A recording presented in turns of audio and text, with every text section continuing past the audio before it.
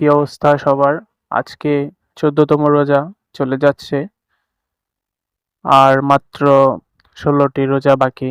যদি ৩০ রোজা হয়, আমাদের ঈদের উপলক্ষে যে কালেকশন আছে বিক্রি হয়ে গেছে প্রায়। আপনারা যারা এখনো কেনাকাটা করেননি ঈদ উপলক্ষে, তারা চলে আসতে পারেন নতুন কালেকশন নিতে। আগে চলে আসুন। পরে আসলে কিন্তু ভালো কালেকশন পাবেন না। তাই দেরি না করে এখনই চলে আসুন আমাদের ঠিকানায়, সোনার বাংলা মার্কেট, মাধবদী ৪ নং গলি, মা শাড়ি বিতানে।